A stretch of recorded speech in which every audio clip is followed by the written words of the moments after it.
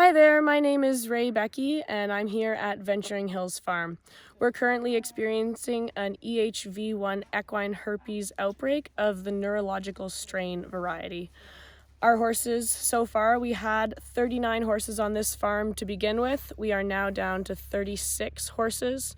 We have 16 horses living outside, as you can see behind me, that are healthy and happy. However, the other 24 horses that were inside are not doing as well. We have 1 in the hospital right now, 3 have passed away, 5 are healthy, and the rest are sick. The horses are on antiviral medication every 8 hours, so they receive it 3 times a day. We are going through over 1,000 pills a day between our healthy and sick horses. We have those 5 remaining healthy horses inside on the antiviral medication preventatively, as well as the other horses that are sick on the medication as means of helping them through this to give them their best chance. These pills per round, which is 12 days, cost $2,000 a horse. On top of that, each horse is also receiving something called heparin, which is a blood thinner. It runs between $60 and $80 a shot. They need 6 shots of these. They then switch after those 6 shots to something called aspirin. They get a half a tab of aspirin every day after that until they are better, which is, if we're lucky, 12 days. On top of that, they're receiving anti-inflammatories in the form of what's called Banamine. They get these shots as needed to regulate their fevers. So a horse's normal temperature ranges from 37.5 to 38.5, and we're having horses reach as high as 40.9 and 36.0. So they are going to huge highs and really big lows.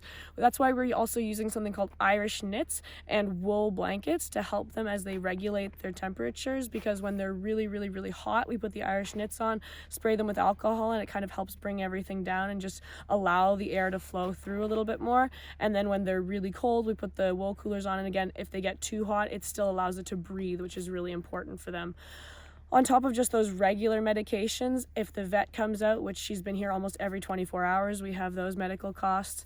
Whenever the horses need fluids, of course we give them to them, including if we see a horse is starting to exhibit neurological symptoms, they need extra things like naloxone, dexamethasone, DMSO. All of these drugs cost an additional sum of money, and it's substantial. After the horses have fought their fight, and if they don't make it, we have end-of-life costs for each one of these horses. They need to be put down, their bodies need to be taken care of. These are all expenses that are being incurred, and we have to think with a mortality rate of 20 to 80%. We're only at 20% right now. We still have so many more horses to fight for, and we have so many more costs that we're going to incur. And after the virus has reached its peak period, so when the virus is over, after the last known fever, we have to be at extreme caution for 21 days after the last known fever. So we have to maintain all of our biosecurity protocols that we have in place, the double staff teams, all of this while still making no income from lessons and having lost the income of 3 horses. On top of that, those 21 days are in peak concern. We have another 100 days in total from the last fever to know that the virus is now dormant on our farm. It's going to be a long 3.5 months. We have been fundraising as much as we could to support their medical costs, but they're climbing the more we have sick horses. We had another develop a fever today and another spike a temperature of over 40. They require medical aid and medical care 24/7, as well as their everyday needs and care that have to be given.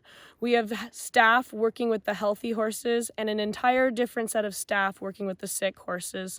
We are doing everything we can to save their lives, but if anything can be done on the outside to help us, we appreciate it. There's a GoFundMe where we're accepting donations, as well as an Amazon Prime wish list that we have products on that are available for purchase that anybody can send to us here on the farm that will give us the supplies that we need to fight this virus. We really appreciate your help. We're alone here, but we feel the support all around the world, and we thank you for that.